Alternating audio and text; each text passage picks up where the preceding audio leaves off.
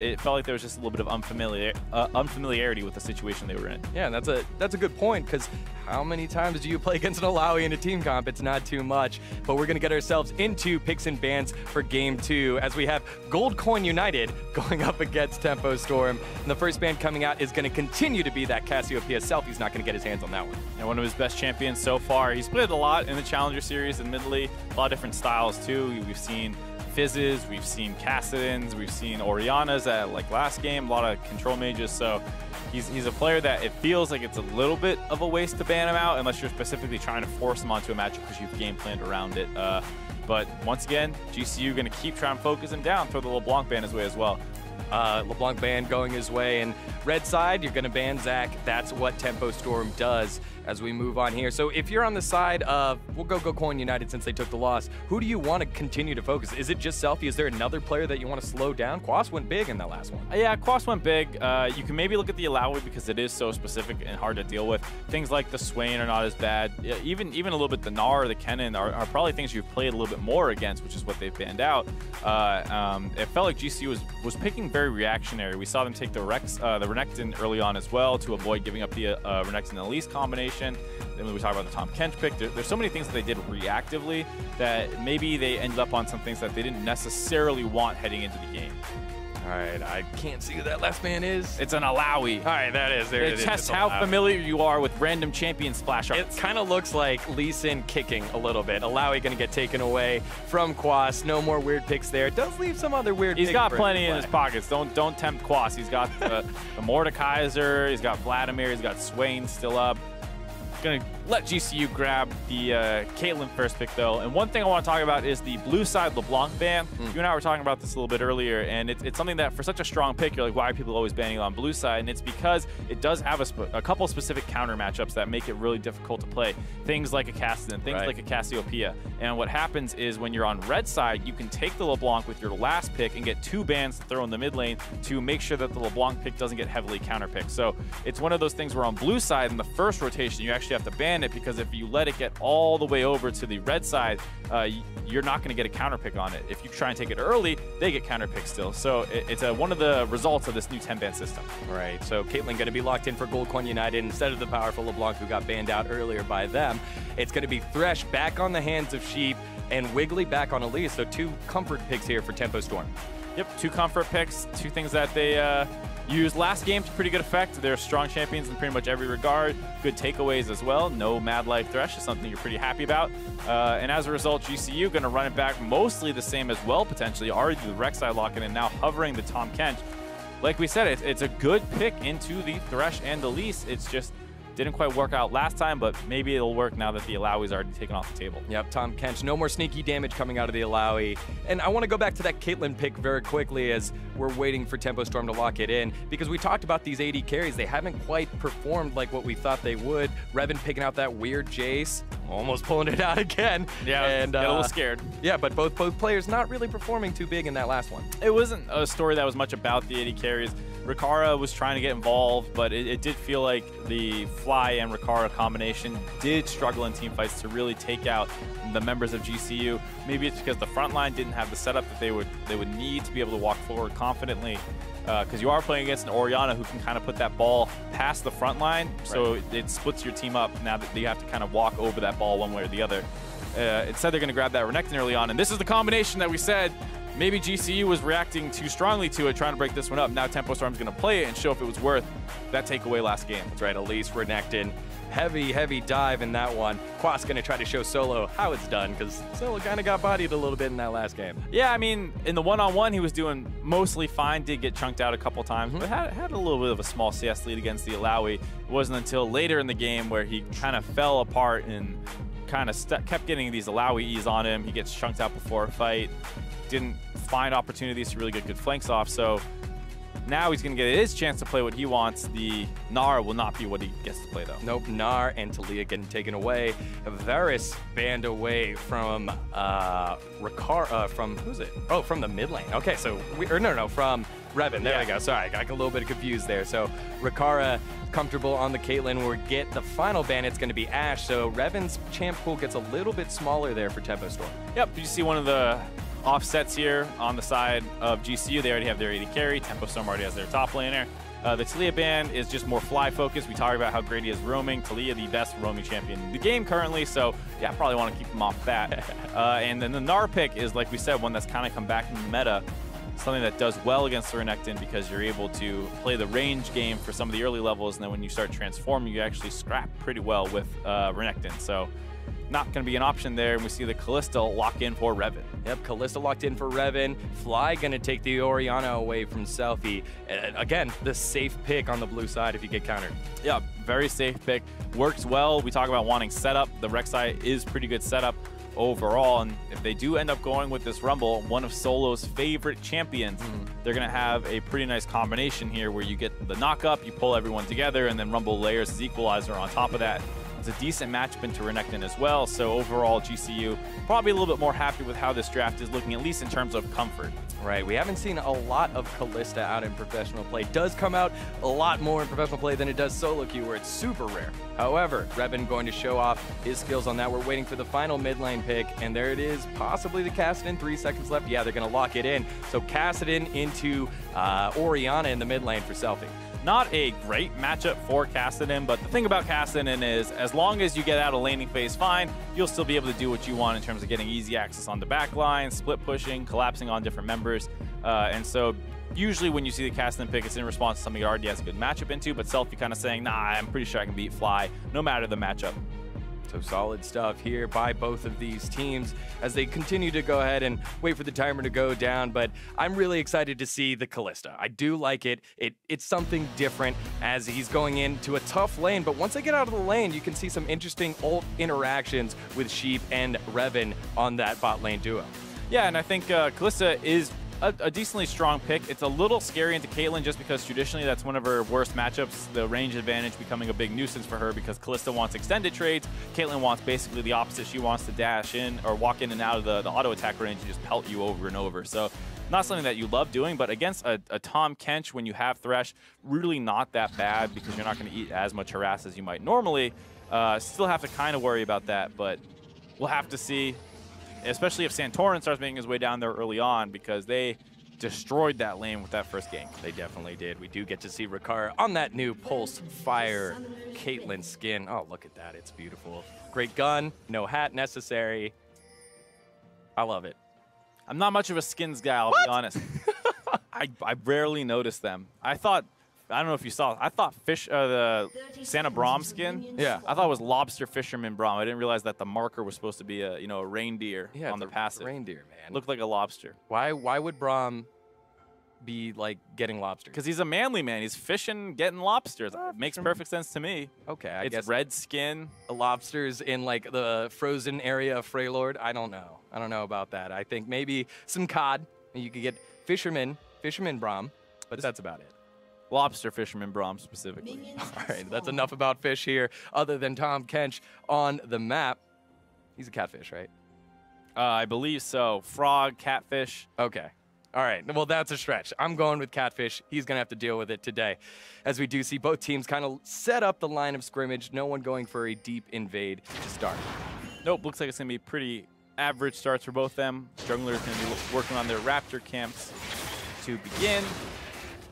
Quas giving a little bit of a leash. Not even having Solo walk in there. That's something you usually see with the blue side top laners going down to harass a little bit on that Raptor camp, trying to find, maybe steal a chicken away. You have to be a little bit careful. We've seen sometimes on the way back, people get harassed out pretty heavily. So why do these junglers start at Raptors? What does that path usually lead to? Well, there's a couple of reasons. One, you can get 2 earlier on with it.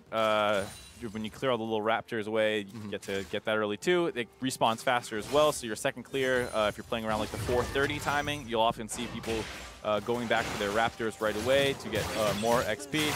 And also, if you're running the XP Quint rune page, sometimes you see people going for the Scuttle Crab to hit their level 3 instead of going for a 3rd camp, which then transitions them perfectly into ganks because they're already in the river. You can get some nice timings off like that.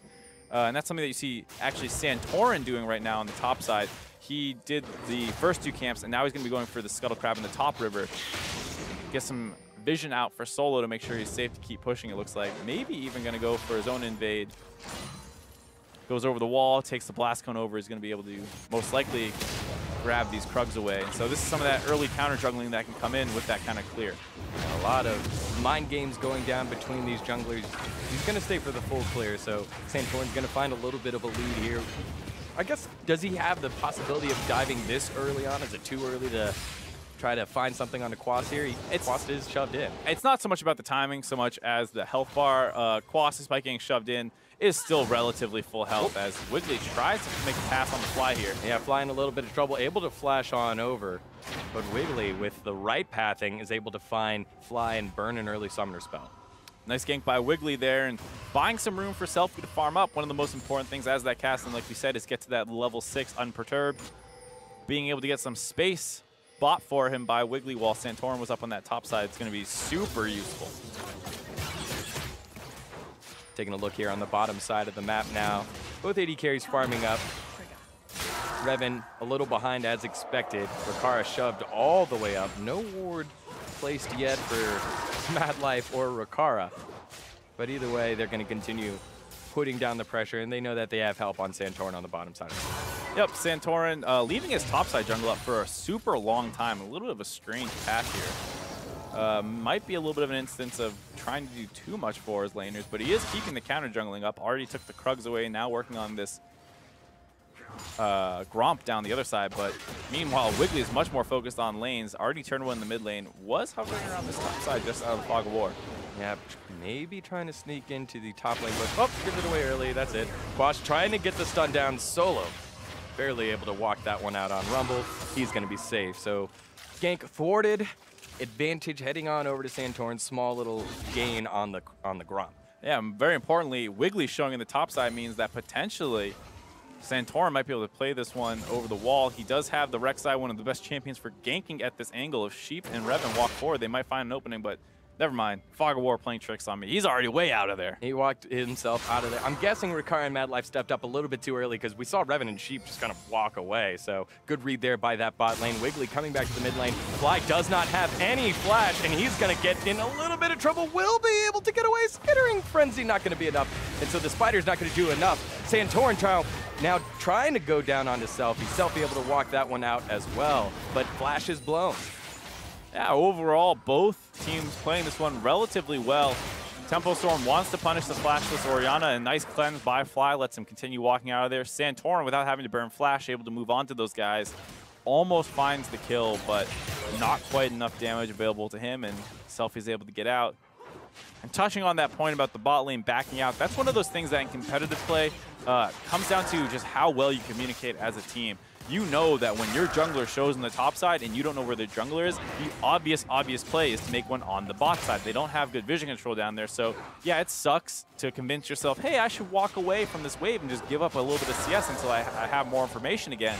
But it's the correct play, and it's one that is very hard to convince yourself to do because you're relying on instinct and anticipation as opposed to what you're actually seeing, right? Because what you're seeing is giving away CS, and as an AD carry, you obsess over getting all the CS, having the highest CSD at 10, blah, blah, blah. But if you're dead, you're just going to fall even further behind. Smart play there by Revan and Sheep to stay safe. As we look back in the mid lane, Catalyst is able to be picked up by Selfie, even though he didn't get that gank off. Nope, but he farmed up pretty well, gets a lead over Fly. Tempo Storm is a team that plays very heavily around mid lane with their jungle. I believe I heard that they have one of the highest jungle proximities around their mid lane. Selfie always taking a lot of help. Even in that game that went bad early on last time around, they were still his jungler playing around him. So you see that he commands resources, but he's able to execute when he gets the advantage. And now, given the early pressure, he's able to start zoning away Fly, and the 1v1 Wiggly, though, still hovering around.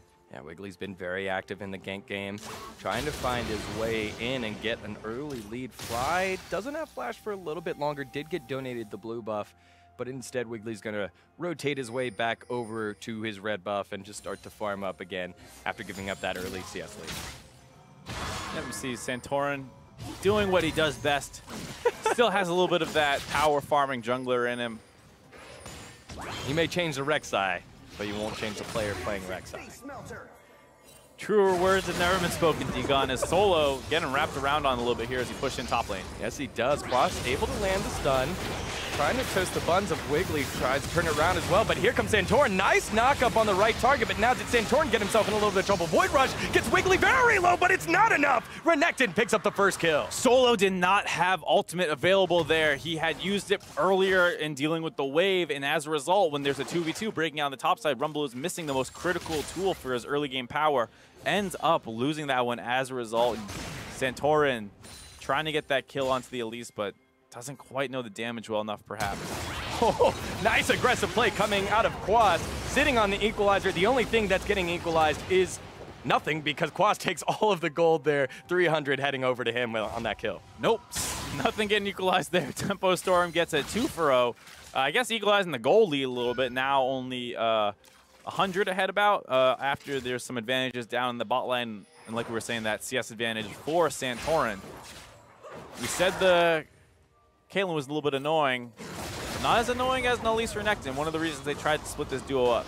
Yeah, Quas getting nice stuns down, Wiggly roaming there as well, and it looked okay once Solo was able to get himself out. He gets away with just the right amount of health, but Santorin not able to turn that one around. Yeah, a little bit of a spectator bug there. As you can see, it's actually Rumble's equalizer is on cooldown. If they had that available, that is super hard for Tempo Storm to actually turn that play. I'm going to hope that they were communicating about the fact that it wasn't available, and so they're able to get that kill onto Solo, or Santorin, excuse me, and then Solo gets a little bit greedy and doesn't recall out, and Quas continues to go aggressive and force down for that kill.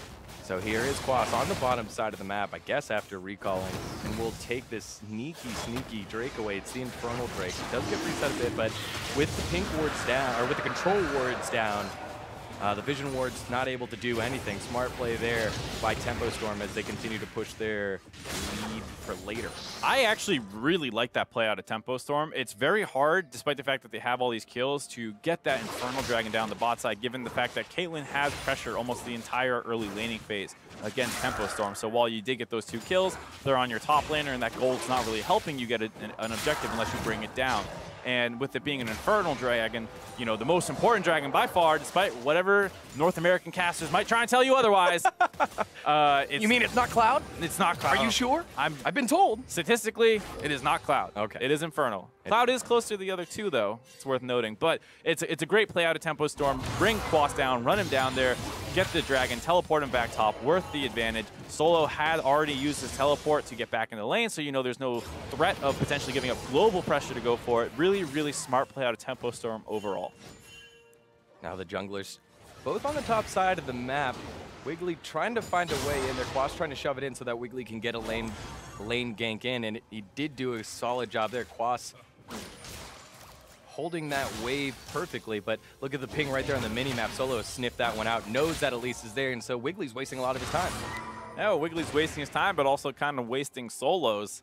None of that CS going over the Rumble right now, and he's playing it very smart on the side of Solo. Just looks like Santorin's going to pass his way up to the top side, potentially take this 2v2 fight with that equalizer now available.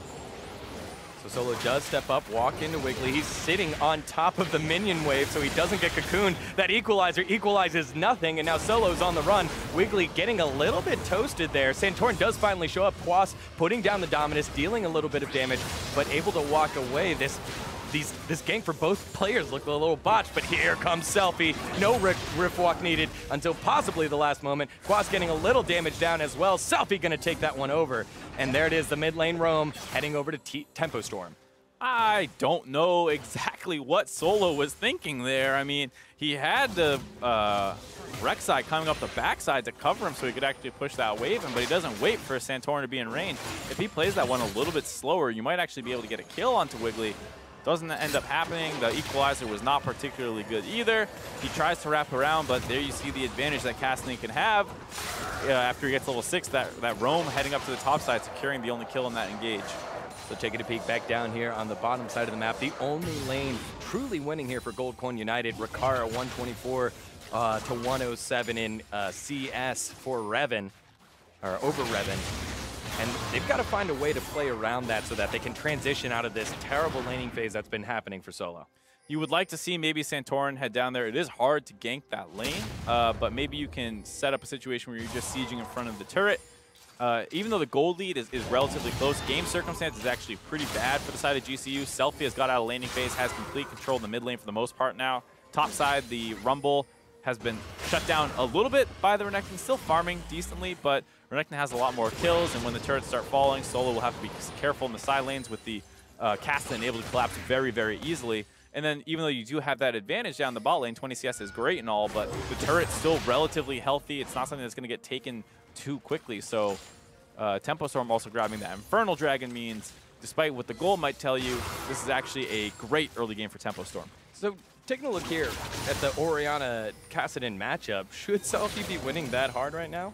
I mean, no, and it's worth noting that a lot of that was off the back of Wiggly's ganks. Even though they didn't turn a kill, it kept the pressure up pretty hard, so Cassidy was given more room to work, like we were saying. And that's what's super important, is not necessarily getting kills, but getting to level 6 without being at a CS deficit. The fact that he could get the Catalyst off the first purchase is actually huge for Cassidy. We do see an Abyssal Voyage down onto Revan. Revan trying to flash away, not going to be able to walk his way out of that one.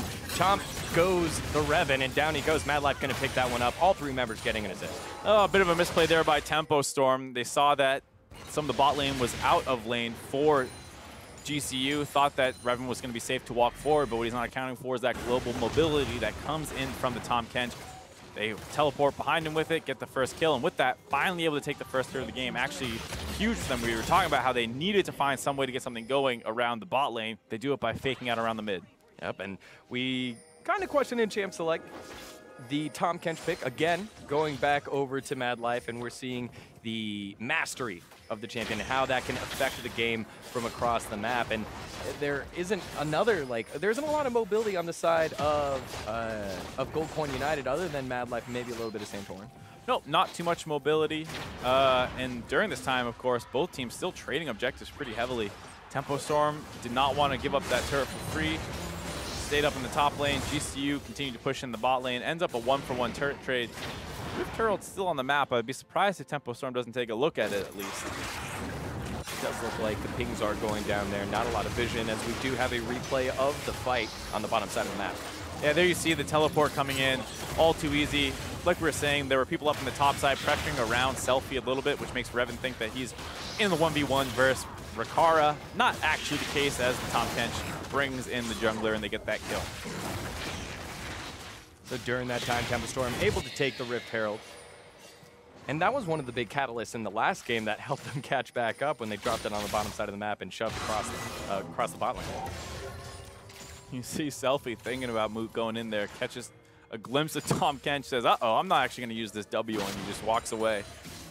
Good restraint out of him there. Tempo Storm kind of resetting. Not entirely, though. They're going to actually cut off Solo. Solo forced to flash. Quasp wants it, goes after. Cocoon going to land, and just like the MarkZ predicted, it's the Renekton going along with the Elise. Now we see Revan in a little bit of trouble again, this time in his own jungle, and Santorin going to pick that one up with Rakara. Ooh, Revan struggling to play around this kind of split map pressure. The fact that Tempo Storm kept their Renekton and Elise together, like we were saying, once that turret drops, there's a lot more room to work with. Not the Cassidy roaming up there, he's stuck onto the mid lane turret, but Revan wanted to move over to help that Cassidy, not actually able to do so. Now Caitlyn's getting to do what Caitlyn does best, set up in front of a turret in the mid game and start mowing them down. And this is one of the first times that we've seen Revan really struggle. On the Jace, we knew that possibly he could scale later on, but he's really losing a 2v2 here. It's not a ton of extra pressure until the ganks came in. Yeah, but luckily Tempo Storm isn't losing this stuff completely for free. You see Quas able to set up that chain CC combination. And during that time, Revan trying to get over the mid lane, wants to help the Cassidy, but takes an awful path doing so, trying to wrap around the front of the turret instead of taking the safe way to the backside. That made no sense. You're the AD carry. Everyone's going to try to kill you. As soon as you show yourself, you're going to go down. That's exactly what happened on Revan's Kalista.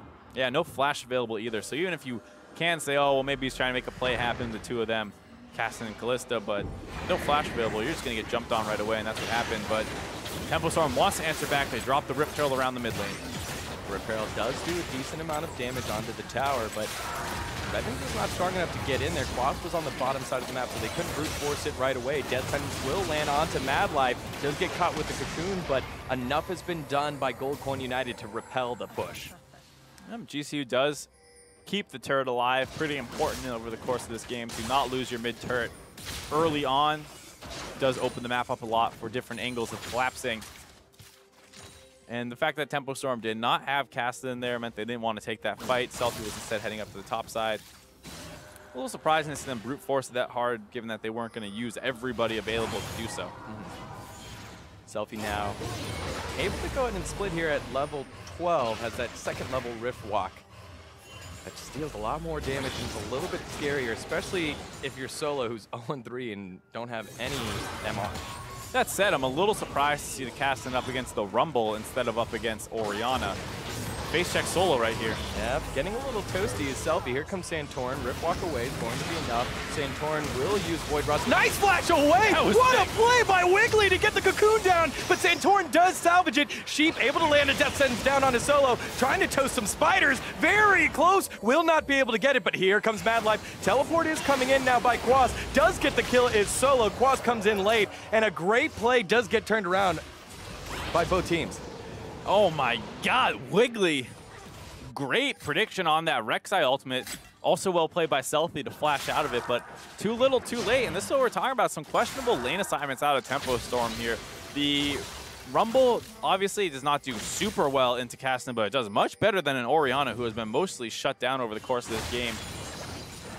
And you see Cassidy gets punished for face checking, despite the team trying to be in range to follow up on the aggression that Selfie's putting out. Yeah, Selfie almost got away with being cheeky, and he had his jungler in his back pocket, but not quite enough there. And these teams going back and forth. Gold Coin United, obviously, with the huge gold lead. A lot of that down on the bottom side of the map, and in the CS that Santorin has been able to accrue over Wiggly. There's two of the big matchups going well for GCU. The Rek'Sai in the jungle, getting that nice counter jungling early on, as well as Rikara being able to continually push in lanes. This time, unmatched in the top side.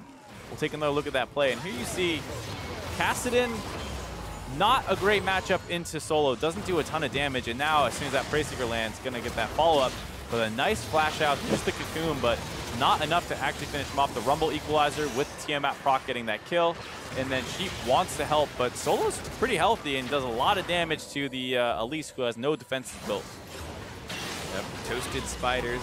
Tastes delicious. Solo's going to take that one after kind of getting bullied throughout the laning phase. Uh-oh, Quas caught out in the middle of nowhere. 4 members of GCU around him. Slice, dice, and everything nice might be enough to get Quas away. Does throw down the Dominus. Teleport is channeled by Selfie. He's out safe. Able to flash over, and the Dark Passage going to be enough. Quas sees the light and is able to go home safely. Yeah, Quas gets saved, saving Private Quas there. Sheep getting the Lantern, but they did have to blow a global on Selfie to make that one work. And it feels like this game is slowly slipping out of Tempo Storm's hands despite the good early game. Now a 2,000 gold lead for GCU off the back of some really scrappy fights in the side lanes. They do have the late game contingency plan in a Kassadin, and we know that a Kalista is able to burst down some neutral objectives, namely Baron or Drake if it needs to come down to it, but they've got to get to that point. Well, yeah, the other thing too is that GCU is no slouch in the late game either. Anytime you have an Orianna-Caitlyn combination, you have a ton of long-range team fighting capabilities. The Rek'Sai, especially the way that Santorin likes to build it, can get very tanky, provide that front line, and then Rumble, just an extremely strong champion at most points in the game. Team fighting is one of his fortes. As soon as he starts getting that Leandries and Zanya's completed, it's actually relatively hard to force him down and stop him from getting a lot of damage out. Tempo Storm continuing to rotate across the map, try to force something mid, and then once Gold Coin United gets there, it quickly disperses because there's not much you can do against an Orianna wave clear and a Caitlyn wave clear. And so both teams now positioning themselves around the Drake. It's going to be up in a minute, so we're going to see both teams start putting down wards. Feels like Tempo Storm's comp came a little bit off the rails with some of those side lane skirmishes. You have a lot of playmaking with the Kalista Thresh Elise, as well as the Kassadin being able to move around the map. And despite the early game getting exactly what you want, Shockwave on the Wiggly. Cocoon not going to be enough. Up and down goes the Spider. Fly picking that kill up. This is not what you want. Getting picked off in your side lanes when this is exactly what your comp should be doing. And on top of that pick, it does look like a chunk of damage onto the towers going down. Fly and Santorin doing a number, and Quas wants to go in, but really can't fight that one. Just going to wait for it to go down. And the gold lead starts to get a little bit wider here for Gold Coin United. 2,500, almost 3. And once again, you have these somewhat questionable lane assignments as Selfie gonna try and flank onto Ricard. Not an easy task. Yeah, the pincer attack doesn't look like it's going to work out. Selfie decides to bail out of that one and regroup with the rest of his team. Tempo Storm still has not been able to crack that mid turret after that usage of the Rift Herald. And it feels like they don't know exactly what they want to do. They want to put the Cassin up against the Rumble. Should it be the Renekton? Oh, nice death sentence landing onto Ricard. In a little bit of trouble, and the box is going to finish off Ricard. Fate's Call going to throw him back in. Knock up onto Mad Life, and Mad Life now very low. This might be the fight that Tempo Storm needs. Here comes Quas on the side. Shockwave only going to land onto one. Quas is very big on the front line. Solo goes down. Santorin might be the next to follow. Revan wants a piece of him. He gets a piece of him. It's a triple kill heading on over for the AD carry, and the ace heading on over to Tempo Storm. That's exactly what they need to get back into the game. GCU overextends up in the mid lane, and we talk about the playmaking potential of the Kalista and Thresh. They're able to get onto Ricard right away, the strongest member of GCU, we were saying, kind of the backbone of this team comp. He instantly dies, and then it's all too easy for Kalista Cassiding to chase down a long mid lane. Finally, a hook lands for Sheep. I feel like we've given Sheep a little bit of a pass here for being a one-trick Thresh. He hasn't had those big-time plays on Thresh that we're used to seeing, especially by the guy that's on the opposite side. And there it is, finally, on to Caitlyn, gets caught, and that's a big-time play from him. And if you're GCU, this couldn't have come at a worse time. The Infernal Dragon spawns, Tempo Storm picking up their second one to your Cloud Drake. And here you see Ricard just getting too aggressive, running right at them, trying to zone them away, gets hooked, pulled in, and popped. And then, even though you still have all 5 or 4 men now grouped together, there's all these angles coming in. Quas trying to get right onto Fly in the back line. Sheep with a nice play, set up a couple more kills. And then this whole time, you see Untouched on the side of Revan, going to keep chasing down with those hops as well as the Cassin providing slows and front line. I think at the end of this, Revan does go down. Scumbag at least going up and not helping out at the AD carry, but that's all right. Kills heading on over, and that was the injection of life that Tempo Storm really needed to try and close this series out in 2 games. Yeah, and it like we said, came at the perfect time too. Able to grab that second Infernal Dragon means that you're going to have basically a team fight advantage over GCU for the entire rest of the game. The third Dragon will also be an Infernal Dragon, so GCU is really going to need to fight hard for that one around the 30-minute mark to make sure that they don't get completely outscaled just due to the Dragons. 2 Infernals heading on over to Tempo Storm. That's a lot of extra damage, especially once we get to late game. Quas now starting to continuing the push down onto Solo. Solo does have a completed Zhonya's and the Ninja Tabbies to help yield some of that damage, but it's 4-0-4 Quas, and Quas has been pretty dominant in this series so far. Yeah, and it looks like they finally have their lane assignments figured out a little bit better here, this time matching Quas against the Rumble. Having that kind of sustain in the lane makes it very hard for the Rumble to win, because against Cassidin, you can take these trades, go relatively even with them, and as long as you don't get chased down the lane, you're doing okay. But against the Renekton, he can just keep pushing and healing and sustaining while chunking you out as well. Seeing a lot of pings around the Baron area. Not to go at startup, but like last game, set up the Baron vision. Both teams have the ability to burn it down. Elise is able to go ahead and sink the Venomous Fangs on top of the Smite, so has like a nice little burst in her Smite battle as well. So something to watch out for the top side of the map. Yeah, given the fact that Santorin had to steal last game, it got pretty dicey there, and I don't think Wiggly wants to give away over another one, especially in a game that's this close. So Ricard, Mad Life, and Santorin pushing down the mid lane, just gonna ace in the whole selfie, and it tickles him a little bit. Doesn't do too much damage, and what happened to that huge lead that Ricard had? Yeah, it seemed to evaporate out of nowhere. Still has 3 full items completed, 2 Revan's 2.5. And of course, Caitlyn being the better late game champion, Kalista's damage numbers really fall off, and she becomes still almost a utility threat in the sense where she can engage a lot of fights, she can save her support, she gets those Ren stacks on the Baron to give you excellent objective control, but not going to pump out that late game damage. Going back to that last big time victory, big time fight victory out of Tempo Storm, it fell in the hands of Sheep, and I'm looking for a solid death sentence here, some sort of initiation, because you're going to have one of your members split push. So he's got to be the one to step up and make a play if Tempo Storm want to start a fight on their terms. Tempo Storm can also look to avoid the Caitlyn, Tahm Kench, Orianna combination. You can send your Cassidin down into this bot lane. Ignore that top wave for now. It's not going to go anywhere. Roam him down. There's almost no vision in that bot side. The Cassidin sneaks into the brush behind the Renekton. You get an easy dive off, free kill and turret. If GCU tries to force around the Baron during that time, guess what? You have double teleport to answer that. So I think Tempo Storm are defaulting a little bit too hard into this 1-3-1 and not getting much off of it. But they're fine scaling for a little bit longer. We talk about how the Infernal Drake will probably be the next major objective they focus. Santorin almost got onto Rev in there. Almost getting onto Rev in there. Both teams, again, just kind of fighting around the bottom side of the map. And instead of going to the bottom side, it does look like Selfie's going to continue pushing this top side and put pressure, and it's going to force a decision out of Gold Coin United one way or the other. GCU looking like they're going to deal with that minion wave. They send Fly up there to do it, keep their 3-man around the mid lane, but during this time, they're going to try and clap on the Fly. Oh, Abyssal Voyage plus a teleport. So the teleport has been blown here by Quas. So Quas is not going to have, Solo. Solo's not going to have a teleport to match. No, this is an interesting situation. We'll talk about more of the repercussions after this Baron attempt, as it looks like Sheep lands one. Oh, that was on Fly. That was the kind of guy that you wanted to land on. Wiggly does get burned down a little bit. Sheep did put down the box. Solo in the front line, not going to do too much, but Selfie does go down. Revan is low. The second kill is going to be Sheepy. Flash forward by Rakara. 80 carries Wet Dream. It's going to be a double kill. Ace in the hole is going to be enough, and it's 3 kills heading on over, 4 kills heading on over to the side of Gold Coin United. And that's not all. They're going to be able to grab this Baron as well. Wiggly dropped in that fight. Only member alive is Quas, and he's not going to be able to do much against this team comp of GCU after that. Huge misplay out of Tempo Storm there, getting way too excited trying to force that Baron down. Selfie was tanking the Baron for a good portion of it. Does have his Zhonya's complete for that, I believe. Just picked it up after dying. Right. Taking a look at that team fight, and just, I don't know why they feel like they need to force down this Baron. Oh, Sheep flashing forward and putting down the box. Not keeping his 80 carry safe. Nope, and there you see it looks like Revan has a hard time getting involved in this fight. Selfie gets focused down way too easily. He instantly pops, and then it's easy for Rakara, like you said, to chase down throughout this team fight. And that is as big of a disaster as you could probably have at this point in the game.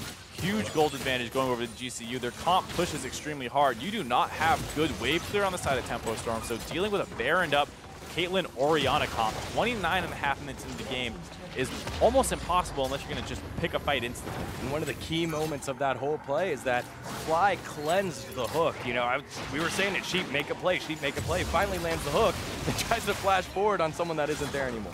Yeah, and it's almost crazy to think that that's what it took. Fly had a great cleanse to stay alive in that initial gank attempt, has another good one there, and now you see with that Baron buff, Tempo Storm not able to answer it at all, lose their inhibitor turret mid for free, and there's still 2 minutes left on the Baron buff. And the gold swinging back and forth throughout this match, and it does look like Gold Coin United is going to take the first inhibitor of the game, and they might not be done yet because there was barely any of the Baron buff used. There's still 2 minutes left, but someone does have to answer Selfie here in the top side. Yep, Selfie does have that Lich Bane completed, so he can go split push Cassidy mode, grabs that top turret, answering some of the gold, but not really answering the map advantage that Tempo Storm has, or GCU has now with that mid inhibitor down. And this Infernal Dragon spawning, we talked about how this is going to be such an important fight for GCU to make sure that they didn't get outscaled for free by the Dragons. Well, not a fight anymore, it just goes over them for free. Not at all.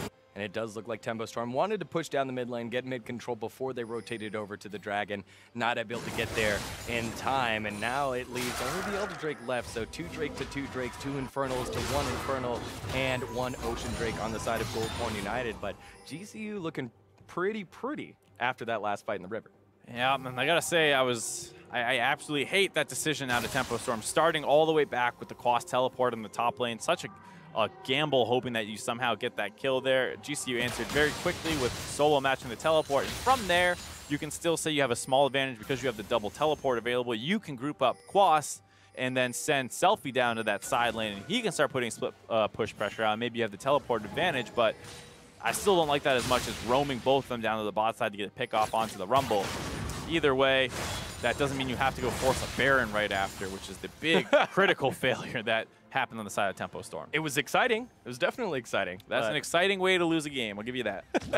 Definitely the wrong call as Gold Coin United continue this push down the bottom side of the map. They do have the Baron buff power play for another 20-ish seconds, and Tempo Storm need to find an answer, and answer quick, because like you said, they're going to get outscaled, they're going to get outpoked, they're going to get out-sieged, and some sort of initiation needs to be the answer. They do have some wards in that jungle. Potentially, they can find a teleport flank with Quas soon, but they're getting mowed down the front side of this turret. Yeah, the Energizer build, as it's known, that Caitlyn is running. Ricard just doing a ton of poke damage, and there's not a lot of answer. The Baron buff is down, but it's no longer needed because the base has been cracked open. Yep, they're able to get their second inhibitor of the game. Selfie had taken too much damage during that siege to really want to be able to fight there. GCU is going to back off now with that taken. There's no neutral objectives up for a little bit of time, so they're probably going to just want to group up and siege around that top turret as 5. No reason to split up anymore right now. 10-10 is the score, but it's anything but close as Goldcorn United has taken 2 inhibitors to Tempo Storm. And, you know, Tempo Storm doesn't have an answer for it. Their team composition doesn't allow it. It plays a lot around teleport, and they haven't been able to take advantage of it. No, big failure in the mid game there out of Tempo Storm. GCU deserves some credit, though. Even before that point, they have been able to match the lane assignments. They had a lot of pressure around mid. Ricard, off of that one bot play that was a mistake by Revan walking a little too far forward, has basically taken over this game in some sense. He went mid, soon after that grabbed that turret, grabbed the top turret as well, and then during that last fight was a huge factor in winning that. Did have that mistake that gave up the 4-0 for Tempo Storm, but has done a good job recovering after what was a big blunder. Well, before we put Tempo Storm dead and buried here, we have seen this before. Goldcorn United take a pretty solid lead, and Tempo Storm's able to hold out, be patient, and find the fight that they wanted that led to the Baron last game. So we need to see Goldcorn United. I need to see it. You know, show me the money, and let's see you close this one out. Yeah, I mean, it's still only a 2,000 goldie when you really look at it. They do have 1 extra Infernal Dragon, which is great and all. My big concern is that from this point on where the map is at, where you have 2 inhibitors down and only 1 lane you need to focus on the side of GCU, that plays perfectly into your comp, which wants to fight 5v5. Tempo Storm does not have good wave clear. They do not have great initiation tools or even really team fight tools compared to GCU. Much more focused on the roams and the pickoffs. Quas thinking about going in and instead gets a face full of Caitlyn. Ace in the hold, not going to land. Revan is going to get locked out by that one. So Quas and Revan with flashing health bars. Not a lot that Tempo Storm can do. Cassidy forced to clear out the super minions in the mid wave. And again, it just seems like a matter of time. Goldcorn United now, the team showing nice patience as they push into the base. Yeah, that's some of the difficulties we were talking about.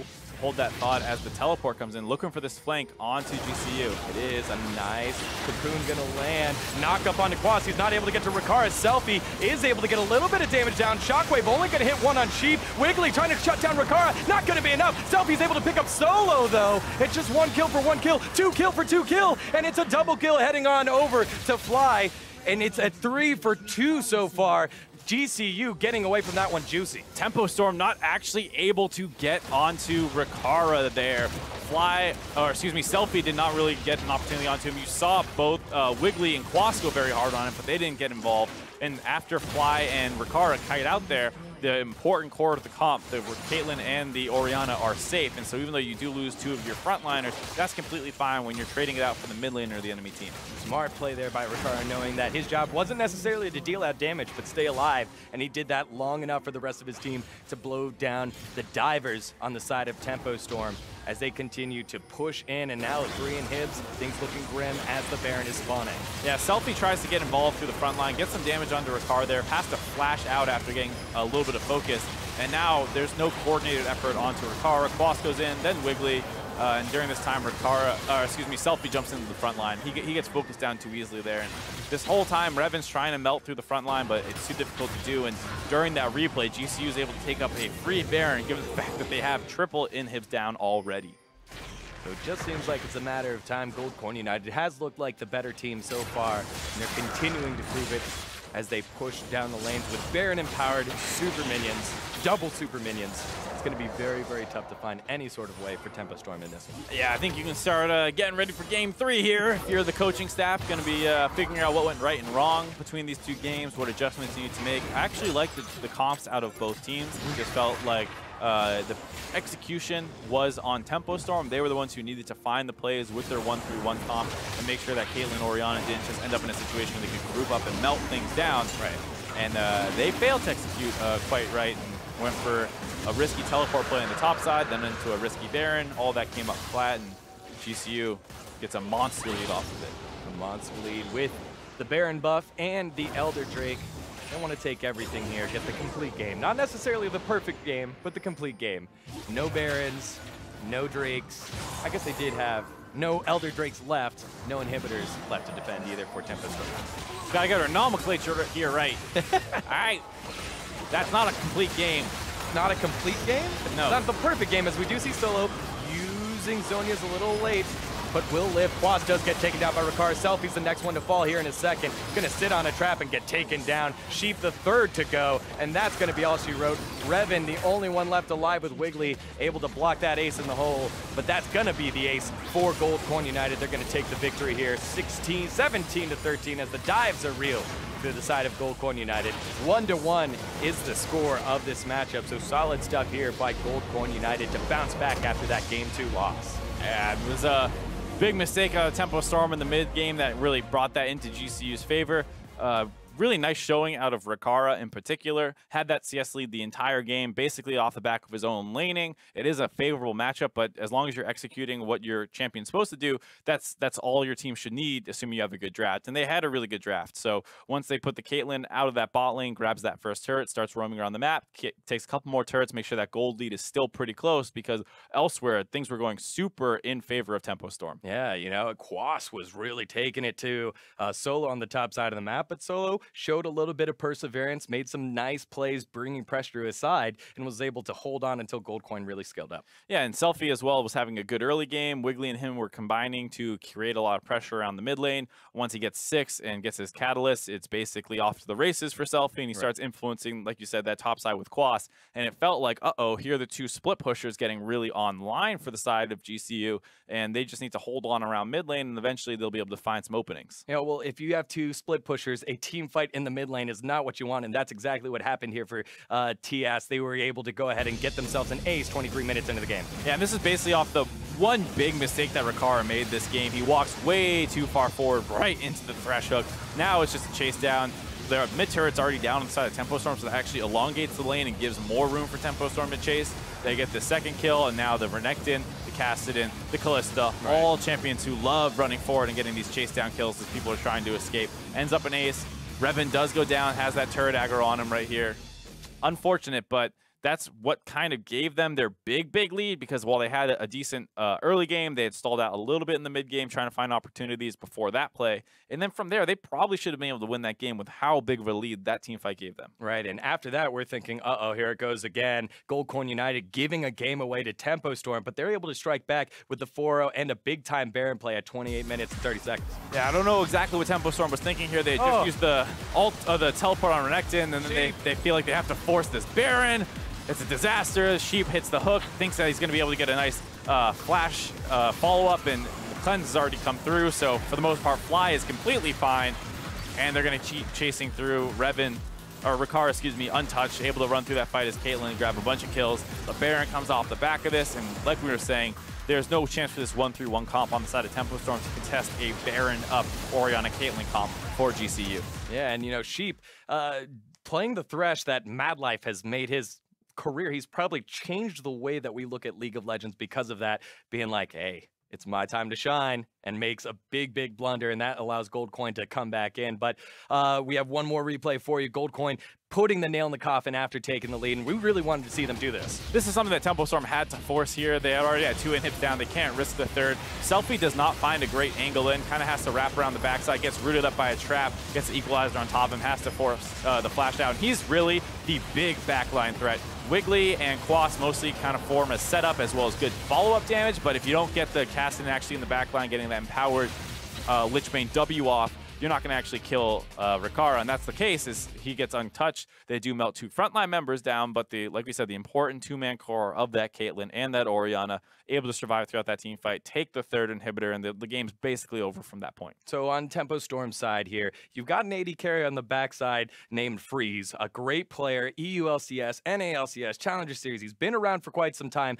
You know that Revan is one of your top performers, but he's not doing it right now. Do you go and pull the trigger and put him in? I mean, I would feel bad as, Revan in this case if I got benched. Your team gave up the Caitlyn first pick. You did not take an AD carry in the first round. You took 2 more bans in the second ban phase, and you're forced pretty far down your champion pool against the strongest AD carry in the meta, and you pick Callista. And for all intents and purposes, you have a decent game, not great, but the big plays that really cost your team the game were not your fault. So while I agree it doesn't look good for him, I wouldn't put too much of this loss on his shoulders. All right, so then on the side of Gold Coin United, they get their victory here. How do they go ahead and continue to transition what they found in this game into Game 3? I think the idea of just picking a really, really solid team fight comp. They tried to do the same thing in Game 1. It was a decent idea, but the problem was they didn't have much experience against Alawi. So this time around, you want to pick something similar. Keep going for these kind of 5v5s because it does feel like they have pretty good coordination on how to play them out. All right, well, we'll get to see if Fly and the gang are able to continue to find success. They have tied the series, which means we're heading to Game 3 to decide who walks away with sole possession of second place. We'll be right back in just a few minutes. Don't touch that browser.